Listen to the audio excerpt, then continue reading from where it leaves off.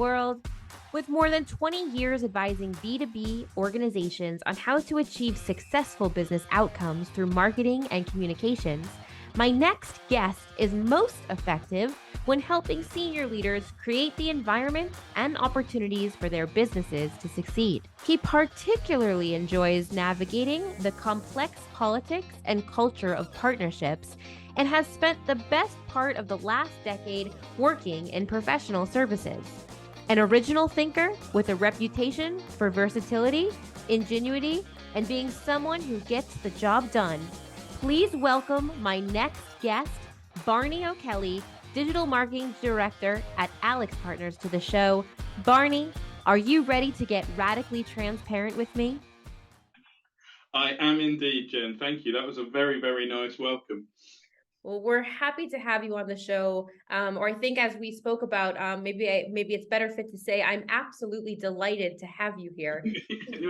Absolutely is a bit strong for us Brits. I'm quite pleased you're here. There you go. There you go. I love hosting this show, right? All the cultural nuances of hosting guests from around the world. I'm always learning something new each day. So what I actually want to learn today is a little bit more about you, Barney, and getting a bit transparent. As you heard from the intro, I definitely stalked your LinkedIn. But I was hoping maybe we can go beyond that digital footprint and you could give us a brief look into your professional journey and how you actually found yourself at Alix Partners as a digital marketer. You can take that however you'd like, but I'm super curious to hear that story. Sure. So, I mean, it's probably best kind of summarised as a series of happy accidents, or happy little accidents, as Bob Ross would call them. So, I kind of fresh out of uni, I did law at uni. It wasn't really my thing. Ended up at defence and aerospace company BAE Systems. Initially working in events, then sort of bumbling around the marketing department, and eventually ending up in kind of a PR and media relations role. In a company like BAE, doing PR and media relations is brilliant. It is a company that incites strong views for good and for bad. I personally think defence and aerospace companies do really important work, not only in terms of what they manufacture, but also in terms of generating highly skilled work usually in areas where there aren't a lot of employment options. So, it feels like you're doing something meaningful. And I spent 11 fantastic years there, had a variety of roles along the way. And by the time my last job was a sort of minister without portfolio, but digital was part of that. And this was sort of the 2009, 2010. So really when digital was starting to become a bit more of a thing in B2B, companies were looking at their websites and beginning to understand what they actually did rather than the fact that you just had to have one. Social was beginning to emerge as something that was credible and something that was useful rather than something that was worrying and distracting for the workforce. So it's a really exciting time to be in that role. And I kind of lucked into it, but I figured I might as well make the most of that luck and sort of double down on it. So I decided to move on after 11 years at BAE just because I wanted to go and try and do something else somewhere else. So there was a role at Freshfields, first person they'd ever had doing digital marketing. So, when I turned up there, a lot of what exactly is your job and what do you do here? So I quite like sort of ambiguity and being able to define the role.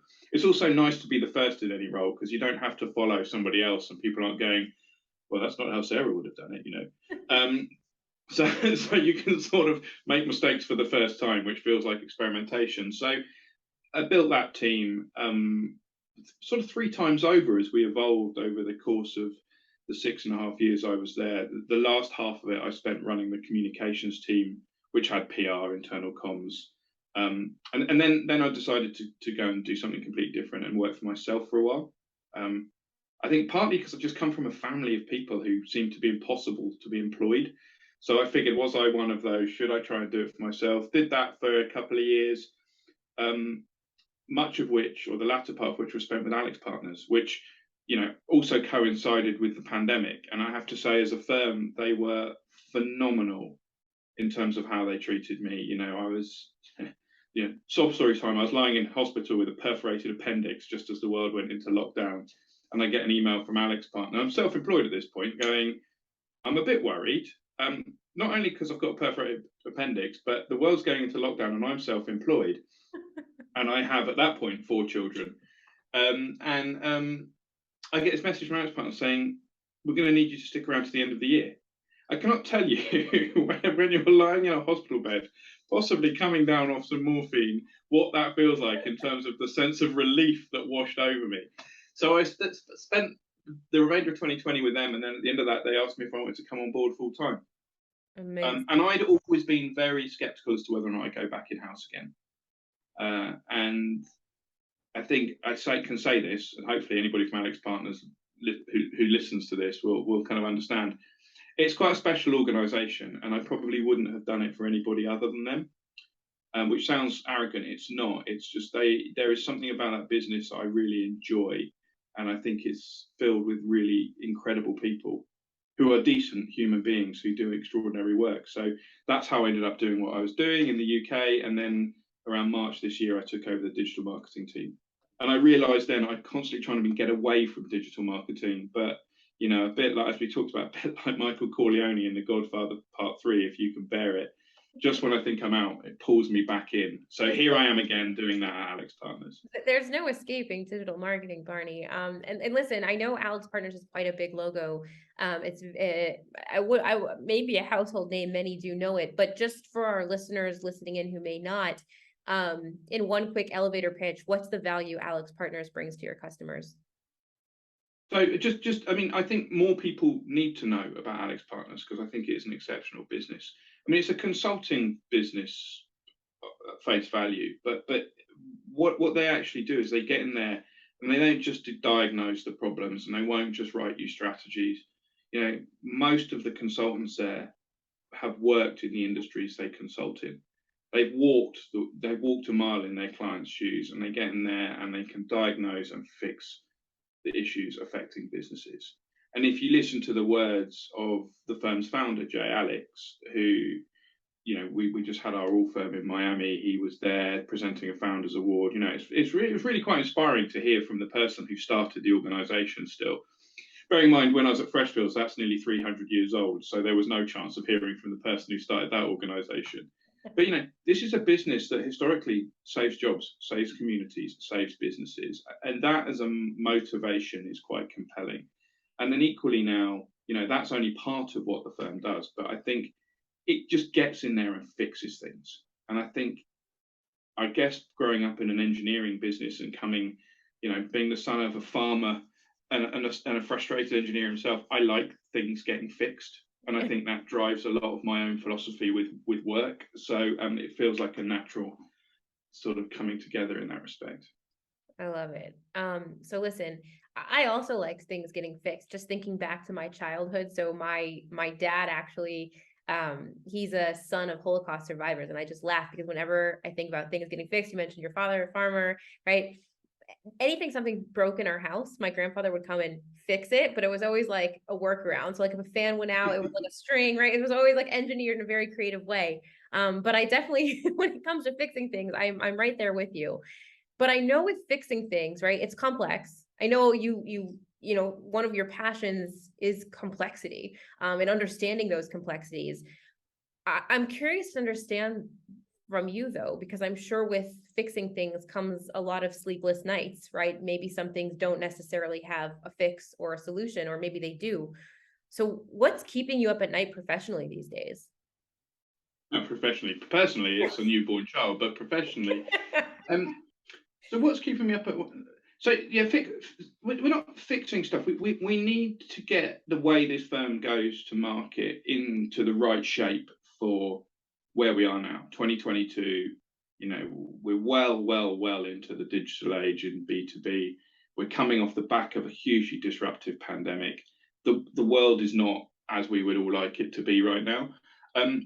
And I think what keeps me awake most of the night is how do I mobilize Alix Partners, like 2,500 people, to tell the stories about this firm that need to be told and that people need to hear.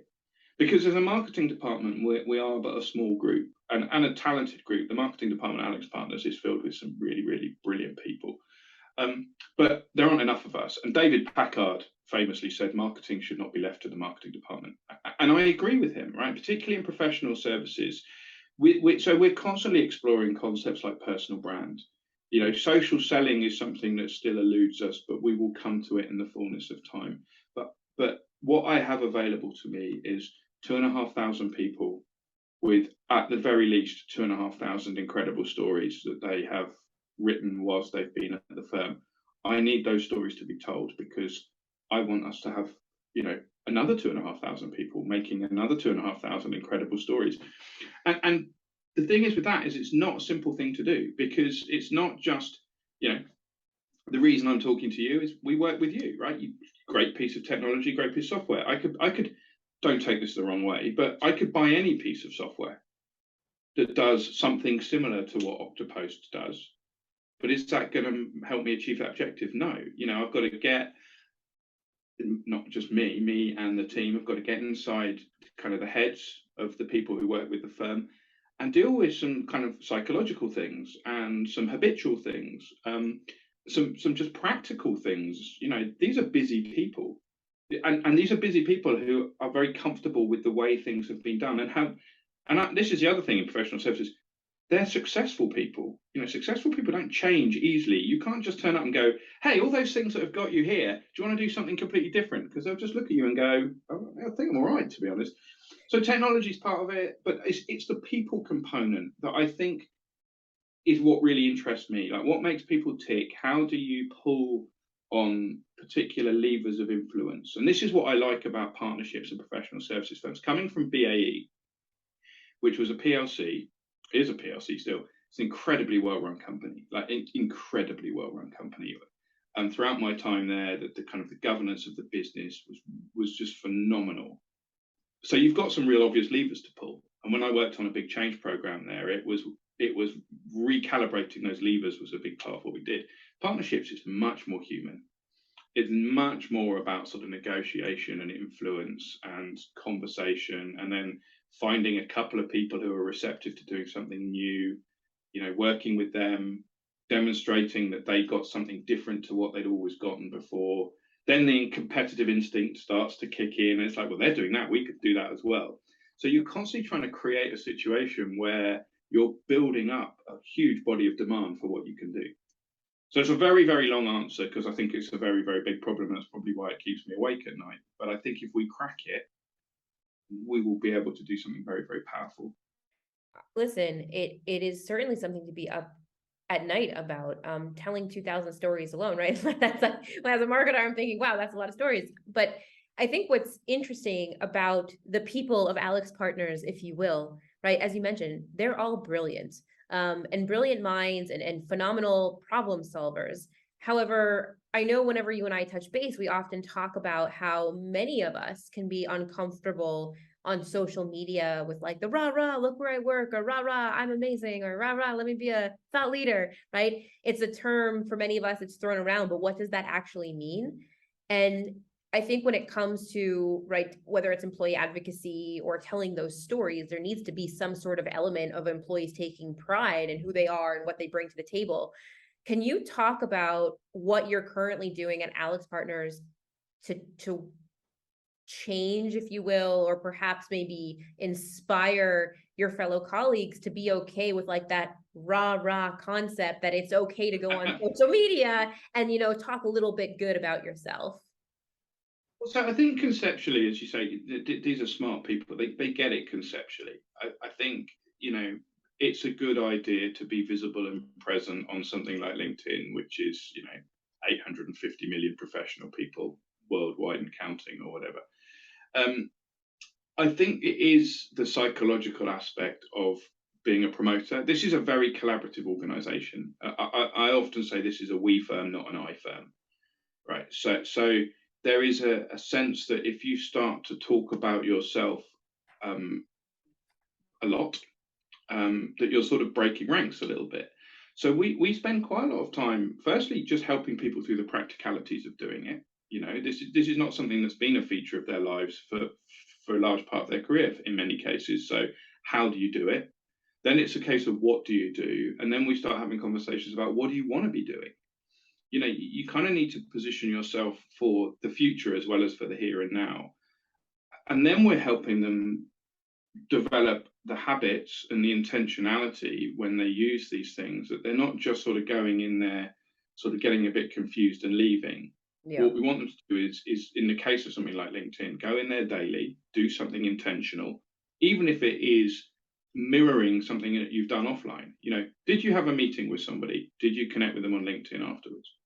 Because what you have is you have these phenomenal networks that are slightly just out of reach, tantalizingly so in the true sort of Greek meaning of the word. They're just there, you can't quite get to them. These phenomenal networks. So if we can educate and empower and support people, and then coach them to be a little bit bolder, to put themselves out there, they don't have to tell the world how great they are.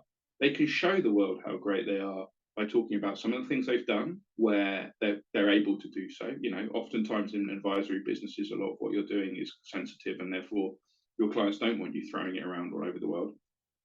They can lift their colleagues up. I was actually, funny enough, this morning I was looking on LinkedIn, as I often do, and one of my colleagues in Germany has a long post all about how great it is to work with another one of his colleagues. It's lovely, right? And he's not bigging himself up. He's actually flattering and promoting a colleague in a way that I think is really very Alix Partners. So it's finding what works for people. Some people are more comfortable writing articles, putting those out into the world, joining conversations. Some people not so much. So it's entirely situational. There's no one size fits all.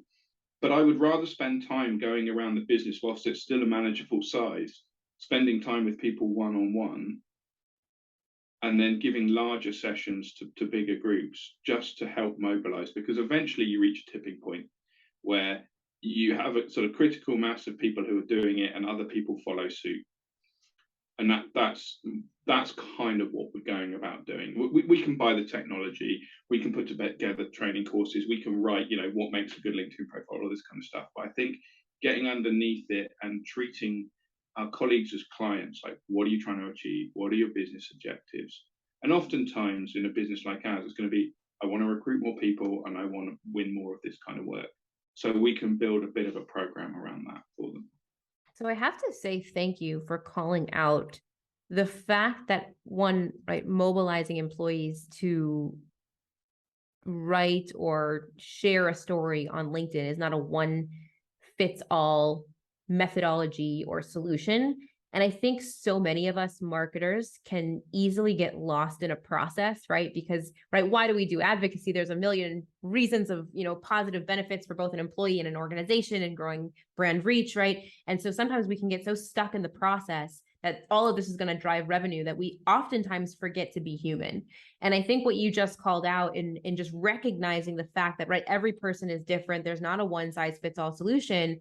Putting on your advocacy hat and mobilizing these stories does require you to remember that you're, at the end of the day, working with individuals with real fears, real thoughts, real concerns, perhaps even psychologically getting inside of their head to unlock or unblock what might actually be blocking them from writing on LinkedIn, and not just necessarily not wanting to be involved in the program, but rather, I think, keep me honest here, but I remember in a session you had a really interesting approach where you had brought in was it a behavioral psychologist, or you have on the team who really understands in the organization what people are thinking and how they perceive themselves, and you incorporated that into building out your program as well?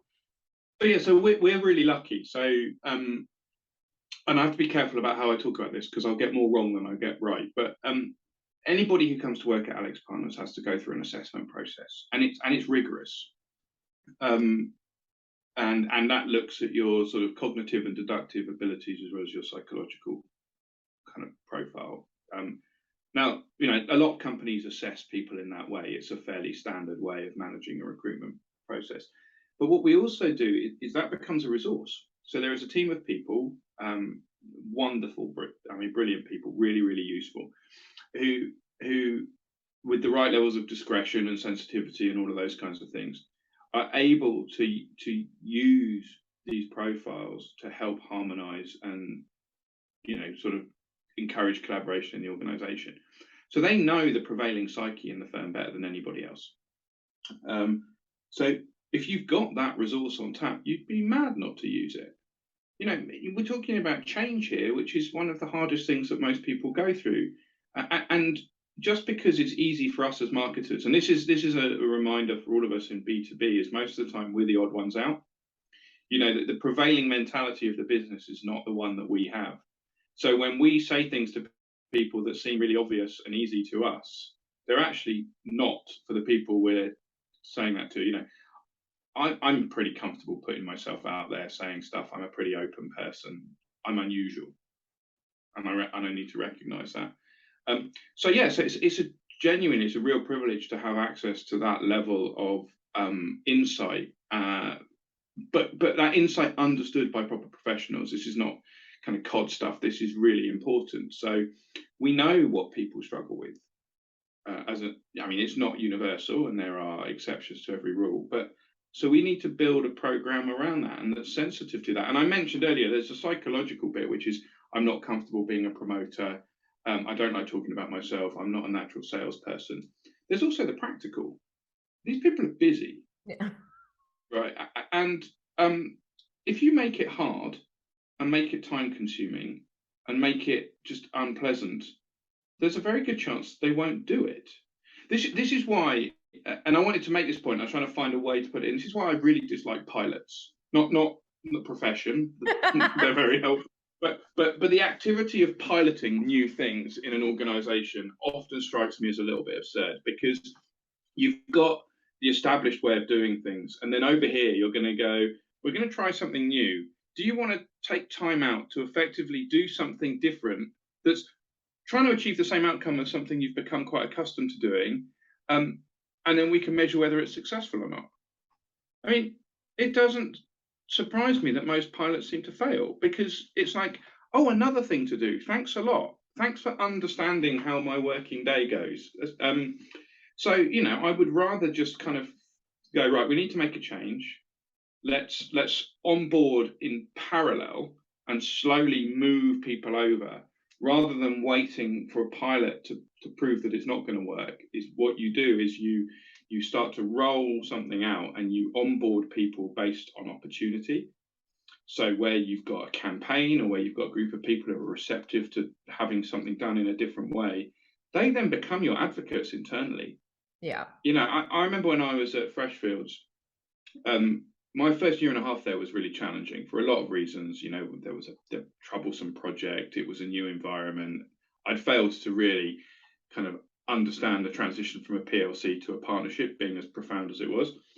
And I was getting quite despondent after my first 18 months. And then a couple of things happened. You know, one of my hires fell into place, and he was able to help me do some stuff that, frankly, I wouldn't be able to do on my own. But also I got a call from one of the partners. Bear in mind, this was like 2013, going, I hear such and such has a really good LinkedIn profile. I was like, yeah, they do. We've worked hard on it. I was like, I want one too. And then suddenly you realize that there's stuff working in the background that is a consequence of what you've done, but people are talking about it irrespective of you being present. And then it starts to take on a bit of a life of its own. And I actually had a phenomenal social media manager. She's gone on to great things somewhere else now. I mean, I got her out of a PR agency, and I said to myself, if I get 3 years out of her here, I'll have done very well. And I got about 3 years, and then she went and did something else. But she spent her whole time going around coaching partners about how to get on LinkedIn. I mean, some of the calls she was on were hilarious. I mean, the amount of times, can you remember your password? But what she was doing was taking, you know, hundreds of people onto a platform where they have their networks, where when they communicate, it's going to very relevant people who have some degree of affinity with them and the organization. That just is much more compelling than, you know, I know this from Freshfields, I know this from BAE, I know this from Alix Partners, I know this from my work as an independent consultant. Your clients don't follow you on social media. People who worked for you, who do work for you, and who want to work for you, follow you on social media. I'm not necessarily sure they're your primary audience for your thought leadership. That's very valid. Very valid. Where there's a big debate, I know that I'm often finding myself in with when I'm looking at our corporate feed and I'm looking and analyzing all of our engagements, right? A big social media, lovely term that is also super fun to break down to what that actually means, right? To take away from, for our CEO. But for example, right, like I'm looking at my engagements and I'm seeing that majority of our employees have liked a specific post, right? Then that post, maybe it's more for employer branding, but it's almost equally as important than a post, let's say, that's about thought leadership, or perhaps some very specific new update in the product that our customers would be engaging with. Well, I think all forms of engagement are valid. Not all may be created equal, but I wouldn't undermine, right? If you're looking at your engagements and you're seeing that your employees are quite active with engaging with your brand, I think that's an excellent sign, and it shouldn't be overlooked. But I agree with. I mean, completely. And I think the sort of outside in approach to internal comms is only growing. I mean, you know, people want to work for an organization that's at the leading edge of thinking on any particular topic. They want to work for a place that looks fun, normal, and human to work. They want to work for a place that's trying to make a difference in the world. And we do see this, the levels of engagement from our own people with our content through our corporate channels is pretty high. And then similarly from our leadership, when our leadership puts stuff out into the world, likewise, people engage with it. And I think this is a sort of fish where the fish are thing. There are so many communication channels available to people in whatever organization. You've kind of got to hit all of them rather than hoping that this one's for this and this one's for this and this one's for this. I always say it's an and situation now. And people who are trying to use communications channels like precision tools, I mean, if you get it right, yeah, it can be really, really powerful, but you're relying on a lot of factors working for you, but you kind of got to put it here, you got to put it here, you got to put it here, you got to put it here. And the problem is if you're the person doing that, that becomes quite repetitive and boring. Then you're like, oh, crumbs, I'm fed up of hearing about this. It's like, yeah, but you're the person who's putting it everywhere. It might be this person only sees it here. I mean, we used to say this is a story that's been told 1,000 times when we were at our more cynical. Yeah, but telling it for the 1,000th and first time might be the time it gets seen, right? But equally, just to kind of clarify the point, I don't follow Oktopost on any of its corporate channels, but I'm connected to you, I'm connected to Nuno, I'm connected to Louise, I'm connected to Colin. I see what you need me to see because of my human connections, not because I have any particular affinity or not with you as a corporation. My relationship with you as a corporation is through the people, right? Yeah. Otherwise, you're just a logo, really. And I think that's a really important thing in B2B marketing.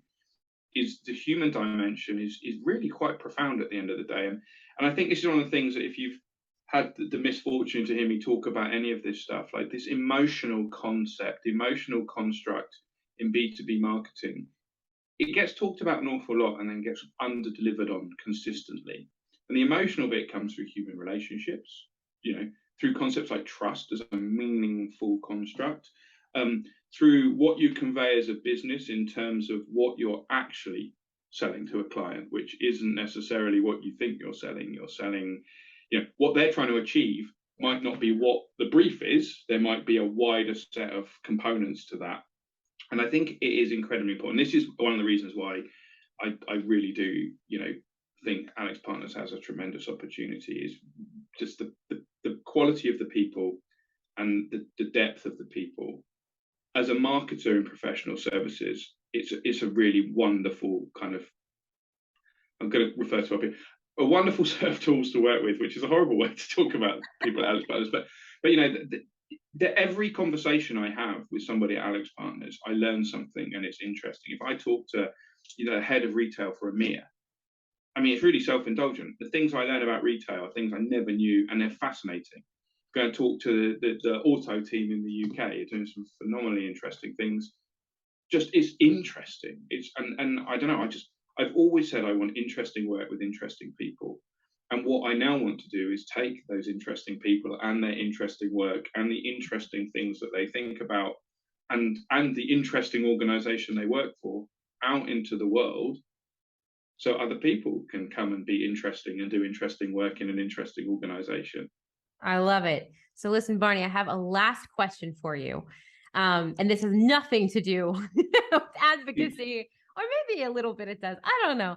But it's my favorite question to ask. And I think so many of us, especially marketers, we're on LinkedIn and we're reading about each other and trying to figure out who we all are, but it's never a true representation, right, of who an actual person is. We have many personas, whether you're living on Facebook, LinkedIn, Twitter, you might be different across all of them. But what is something that you can tell us right now about yourself that we can't learn from LinkedIn? That I used to be a chef. What? I thought about this long and hard. Yeah, this is why I'm wearing, at the beginning we started, this is why I'm wearing my Anthony Bourdain t-shirt as much as anything else. So I don't have many heroes, but he is definitely one. Yeah, I used to be a chef many years ago. Sort of helped me pay for my way through university a little bit. I worked in a really interesting little pub that didn't have any menus. We used to have to come up with the menu every single day based on what was available or what we'd remembered to order, what was fresh. So I learned a lot of really core skills, and this is what I'm really interested in. Is like there are fundamental skills that are hugely transferable, but you wouldn't necessarily think a chef would become a marketer. I mean, being a chef was not my path. The hours are appalling. The pay is largely terrible, but it taught me about teamwork, like proper teamwork, not just collaboration and not just lip service, true interdependence in a team. You cannot succeed unless all of you succeed. Like if one person isn't doing their job, whether it's the person washing the pots or the person, your commie chef or what have you, one of you drops the ball, the whole process falls down. And oftentimes, you're running at 100 miles an hour. Talking about resourcefulness, what have we got? What can we do with it? Talking about creativity, do these things work together? If I could do it, and if I was good enough to do it as a profession, and for me, good enough is like if I could be like Gordon Ramsay, yes, I would drop everything and do that again. So yeah, and that's not on my LinkedIn profile because I'm not. It was a long time ago, and I'm not sure it's a marketable skill set that I have. But yeah, that's something that you probably didn't know. Well, I can say that the next time you are in Tel Aviv headquarters, we will most certainly get our grills ready in our office, and you are welcome to chef away. We'd be happy to have you. I would be honoured to. I'll bring some disclaimers just in case things don't go as they should do, but it would be my privilege. Fantastic, Barney. My last question, anyone listening in wants to get in touch, where's the best place to connect? Probably for me right now, LinkedIn. If you find Barney O'Kelly, I've got a very unusual name, which has not always worked in my favour on the socials. Sometimes anonymity has its virtues. So yeah, if you want to connect with me, I'm on LinkedIn, or drop me an email at bokelly@alixpartners.com if you want to chat. Fantastic. Thank you so much, Barney. Thanks, Jen. Thanks for tuning in to the Radically Transparent podcast brought to you by Oktopost, the only social media management and employee advocacy platform architected for B2B. I'm Jennifer Gutman, your host and director of social strategy here at Oktopost. And if you love today's show, we'd love if you subscribe, rate, and give a raving review wherever you get your podcasts. For more discussion on B2B social media marketing, be sure to follow Oktopost on LinkedIn. And of course, to gain access to all our free social media marketing and employee advocacy resources, head on over to our website, www.oktopost.com. Until next time.